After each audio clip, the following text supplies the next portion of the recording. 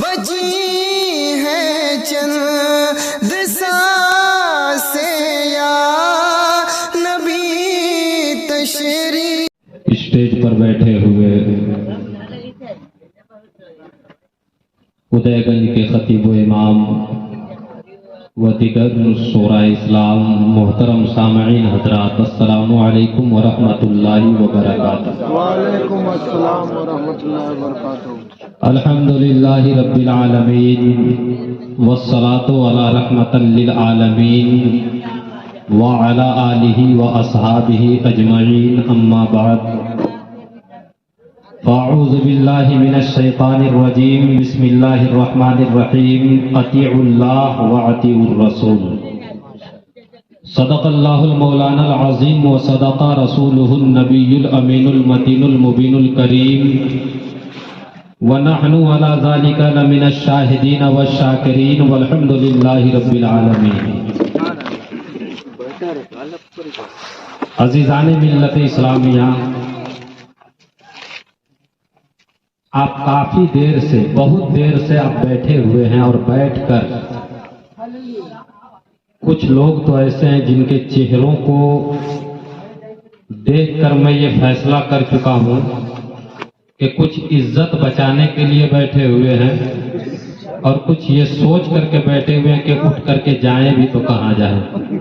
نہیں، یہ سوچ کر نہیں بیٹھے، آپ یہ سوچ کر کے بیٹھے کہ جب تک مصطفیٰ جان رحمت نے ہمیں اس محفل میں بیٹھایا ہے تبھی تک ہم بیٹھ سکتے ہیں، سبحان اللہ۔ کیونکہ محبوب کی محفل کو محبوب سجاتے ہیں، آتے ہیں وہی جن کو سرکار بلاتے ہیں۔ تو ہم بڑے خوش نصیب ہیں، اور ایک بات میں ذمہ داری کے ساتھ آپ کو بتا دینا چاہتا ہوں کہ زندگی میں آپ کی راتیں کافی آئیں چلی گئیں اور آئیں گی بھی، لیکن ایسی راتیں نہ مقدس تقدیر جن کی ہوا کرتی ہے نہ انہیں میسر ہوا کرتی ہے۔ آپ گھبرائیں نہیں، سبحان اللہ۔ ہر رات میں سونا ہے، سوئیں گے، جاگنا ہے، جاگ لے افلاک کے سائے تلے، حشر تک سونا پڑے گا خاک کے سائے تلے۔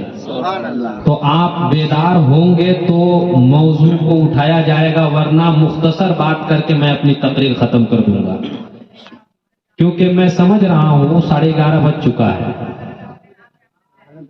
اور افراتفری کا ماحول آپ نہ بنائیں گے۔ سنیں گے آپ میری بات کو اطمینان کے ساتھ۔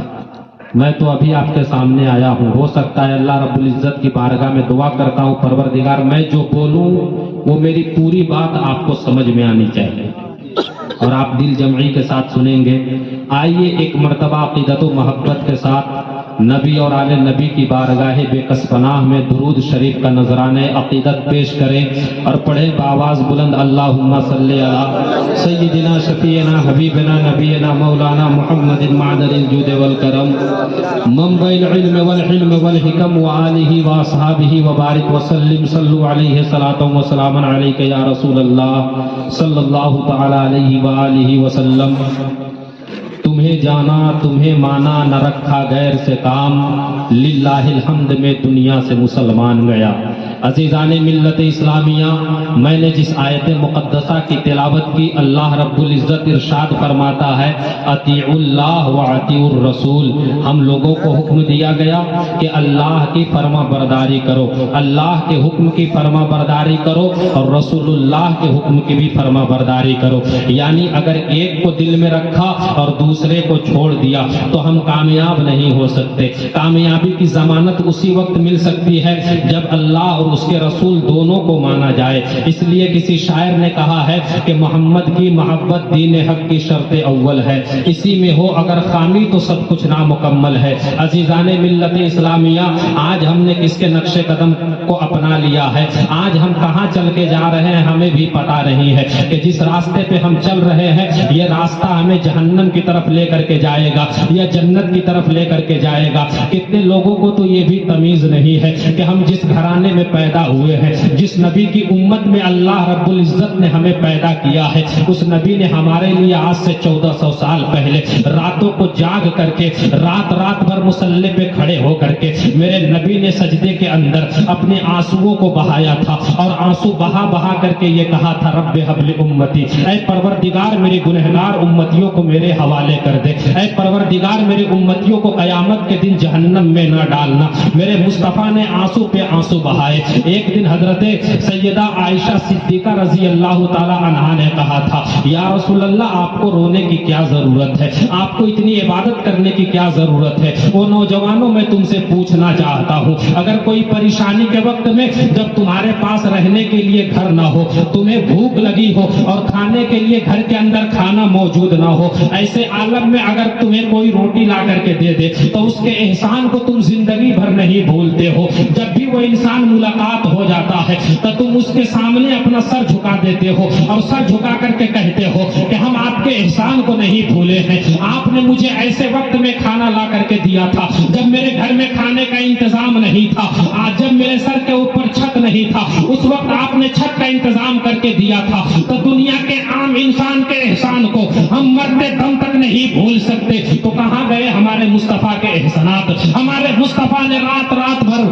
کھڑے ہو کر کے جب اپنے آنسوؤں کو بہانا شروع کیا تھا تو حضرت سیدہ عائشہ نے کہا تھا یا رسول اللہ آپ کو رونے کی کیا ضرورت ہے؟ تو حضرت میرے نبی نے کہا تھا اے عائشہ تمہیں کیا لگتا ہے کہ جب میں روتا ہوں اور ہاتھ کو خدا کی بارگاہ میں اٹھاتا ہوں تو میں اپنے لیے کسی چیز کا سوال کرتا ہوں؟ میں اپنے لیے کسی چیز کا سوال نہیں کرتا، بلکہ جب بھی میں اپنے ہاتھوں کو خدا تعالیٰ کی بارگاہ میں اٹھاتا ہوں تو میں اپنے گنہگار امتیوں کو یاد کیا کرتا ہوں، میں اپنے گنہگار امتیوں کو اپنی دعاؤں میں مانگتا ہوں۔ اور نوجوانوں مصطفیٰ کی سنت کو اپنا لو، مصطفیٰ کے کردار کو اپنا لو۔ آج ہمارا اٹھنا ہو رہا ہے مصطفیٰ کی سنت کے خلاف ہو رہا ہے، آج ہمارا بیٹھنا ہو رہا ہے مصطفیٰ جان رحمت کی شریعت کے خلاف بیٹھ رہے ہیں، آج ہمارا کھانا پینا مصطفیٰ جان رحمت کی سنتوں کے مطابق نہیں ہے، اگر کسی سے بات ہو رہی ہے تو مصطفیٰ کی سنت کے خلاف بات ہو رہی ہے۔ نوجوان یہ ہمارے نبی نے نہیں بتایا تھا، ہماری شریعت یہ نہیں سمجھاتی ہے۔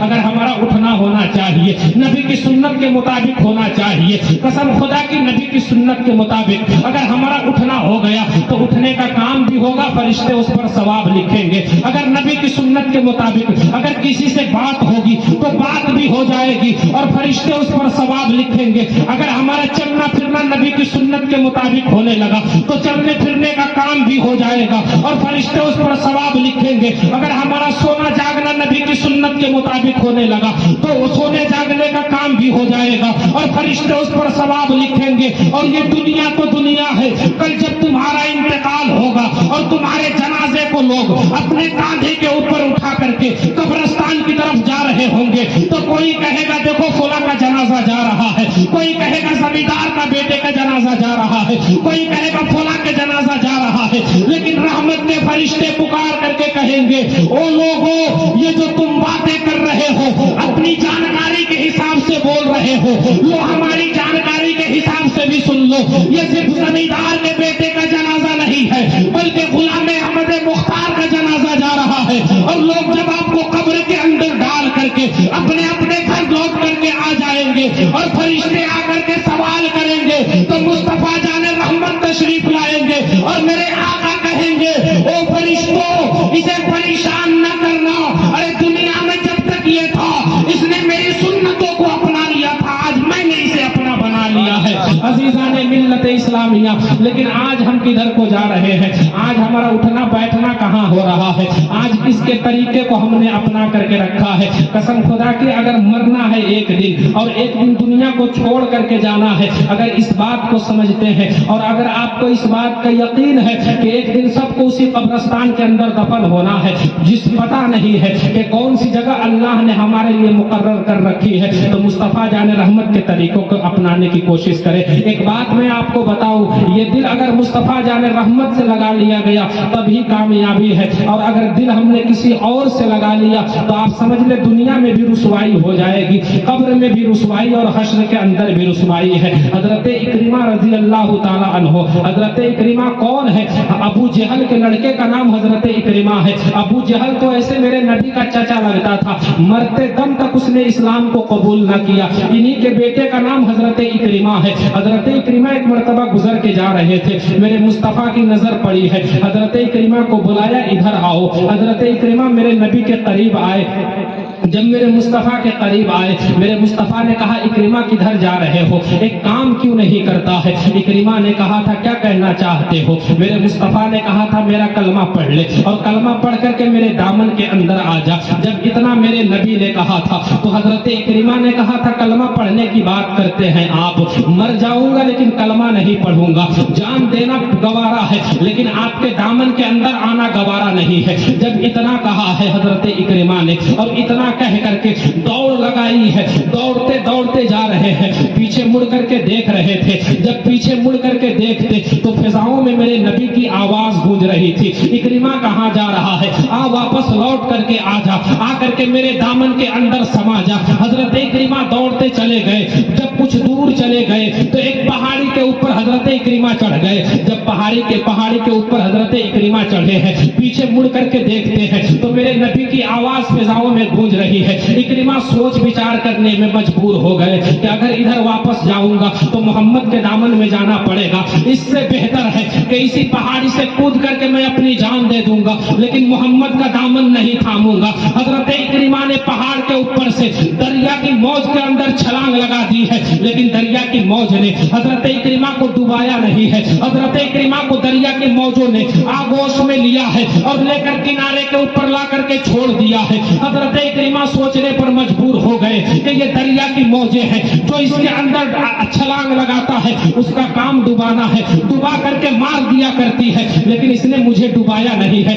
حضرت اکرمہ سوچنے لگے کہ ہو سکتا ہے ایک مرتبہ اتفاق ہو گیا ہو، دوسری مرتبہ پھر کوشش کرتا ہوں۔ حضرت اکرمہ دوبارہ چڑھے ہیں اور دوبارہ چڑھ کر کے دریا کی موجوں میں چھلانگ لگائی ہے، دوبارہ دریا کی موجوں نے حضرت اکرمہ کو اپنے آغوش میں لیا ہے اور لے کر کے کنارے تک آ کر کے چھوڑ دیا ہے۔ حضرت اکرمہ نے سوچا کہ یہ پھر کیسے ہو گیا؟ تیسری مرتبہ حضرت اکرمہ سوچنے لگے کہ تیسری مرتبہ پھر چھلانگ لگا کے دیکھتا ہوں۔ حضرت اکرمہ نے تیسری مرتبہ چھلانگ لگائی، دریا کے آغوش نے انہیں اپنے اندر لیا ہے اور لا کر کے کنارے پر چھوڑ دیا ہے۔ حضرت اکرمہ پلٹ کر نبی کی بارگاہ میں آئے، سر جھکا ہوا ہے۔ میرے مصطفیٰ نے پوچھا اکرمہ کیا ہوا، واپس پلٹ کر کے کیوں آ گئے؟ تو حضرت اکرمہ نے کہا تھا یا رسول اللہ اب مجھے کلمہ پڑھائیے اور کلمہ پڑھا کر کے اپنے دامن کرم میں رہنے کی جگہ دیجیے۔ حضرت اکرمہ سے میرے مصطفیٰ نے پوچھا تھا اکرمہ کہنا کیا چاہتے ہو؟ تو حضرت اکرمہ نے کہا تھا کہ اب فیصلہ ہو چکا ہے،